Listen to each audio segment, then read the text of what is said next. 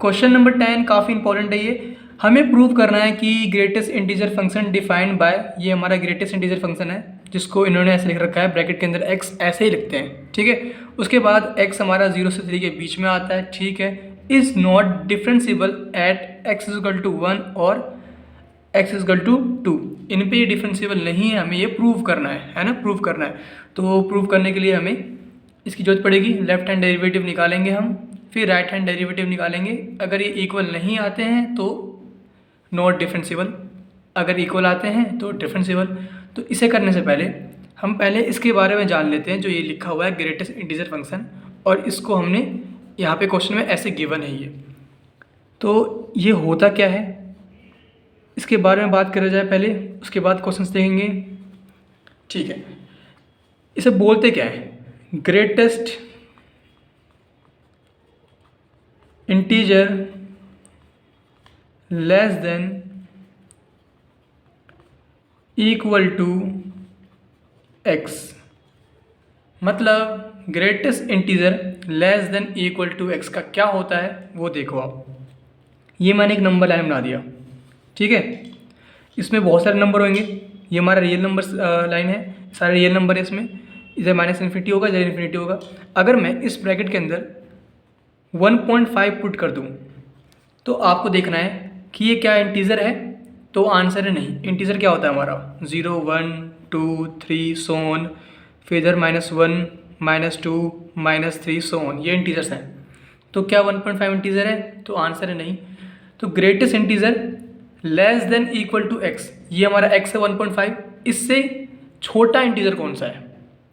ठीक है, अगर इंटीजर नहीं है तो इससे छोटा इंटीजर कौन सा है? 1.5 यहाँ पे कहीं पे होगा, इससे छोटा कौन है? 1। तो इसका आंसर क्या आएगा? 1 आएगा। सिंपल है बिल्कुल। देख लो अगर इसके अंदर इंटीजर है कि नहीं। अगर इंटीजर है तो वही वापस लिख दो, क्योंकि यहाँ पे क्या है? Less than equal to x। अगर इक्वल टू भी है इंटीजर के तभी भी वो आ जाएगा आंसर। मतलब समझ में ना आया हो तो वापस बोल देता हूँ मैं। अगर यहाँ पे 1 है तो क्या ये इंटीजर है? बिल्कुल इंटीजर है, तो यहाँ पे 1 आ जाएगा। डन।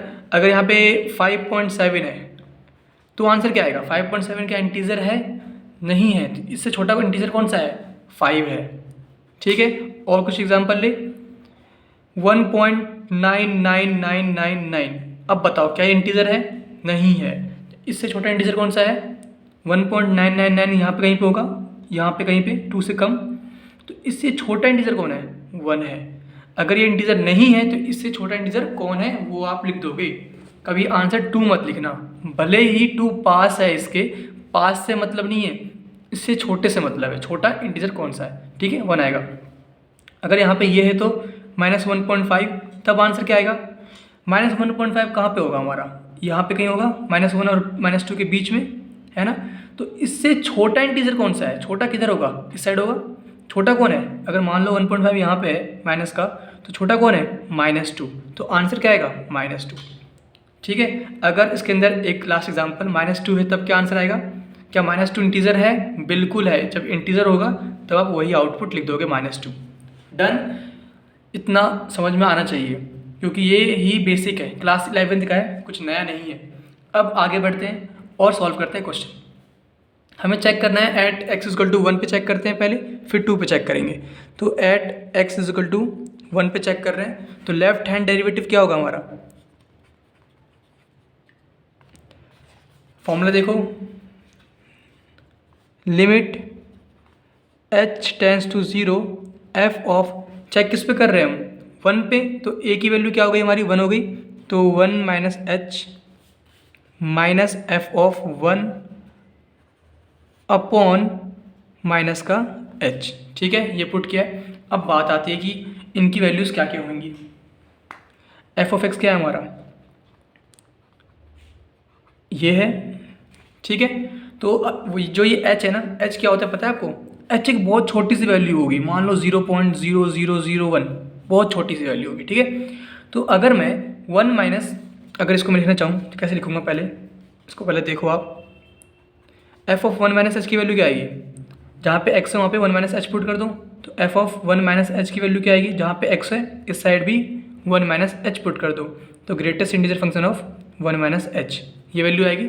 जहाँ पे x था वहाँ पे हमने वन माइनस एच पुट कर दिया, ठीक है। और एफ ऑफ वन की वैल्यू क्या आएगी, जहाँ पे एक्स है वहाँ पे हमने वन पुट किया है, तो जहाँ पे भी एक्स है यहाँ पे वन पुट कर दो, तो ये वैल्यू आएगी। तो ये पुट कर दूँ मैं यहाँ पे, तो ये यहाँ पे क्या लिखूँगा मैं, वन माइनस एच, और इसकी वैल्यू क्या है, minus one, greatest integer function of one upon में माइनस एच है, तो माइनस एच, और limit H tends to zero भी है यहाँ पे।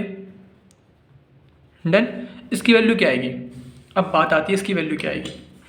तो इसकी वैल्यू निकालना काफ़ी आसान है। देखो ये क्या है हमारा, वन माइनस एच, मतलब वन से एक छोटी सी वैल्यू माइनस कर रहे हो आप। अगर आप छोटी सी वैल्यू भी माइनस करोगे वन से, तो ये वन से छोटी हो जाएगी।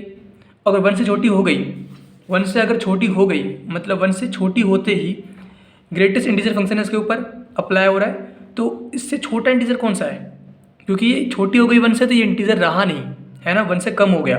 तो इससे कम में इंटीजर कौन है, ज़ीरो है, ठीक है। इससे छोटा इंटीजर कौन होगा, ज़ीरो होगा। तो इसकी वैल्यू क्या आएगी, ज़ीरो आएगी। तो limit H tends to zero, इसकी वैल्यू क्या आई, zero, minus greatest integer function of one, one क्या इंटीजर है, बिल्कुल वन इंटीजर है, तो इसका आंसर क्या आएगा, वन ही आ जाएगा। अपॉन में क्या है, माइनस एच, तो इसकी वैल्यू क्या आ गई हमारे पास, एच टेंड्स टू ज़ीरो, ऊपर क्या है हमारे पास, limit H tends to zero, ऊपर क्या है माइनस वन, अपॉन में माइनस एच। एच हमारा जीरो की तरफ टेंड कर रहा है, मतलब नीचे जीरो जाएगा, तो माइनस वन अपॉन जीरो क्या आएगा हमारा, इन्फाइनाइट आएगा। किसी के नीचे जीरो हो तो इन्फाइनाइट आता है। तो ये वैल्यू आ गई हमारी,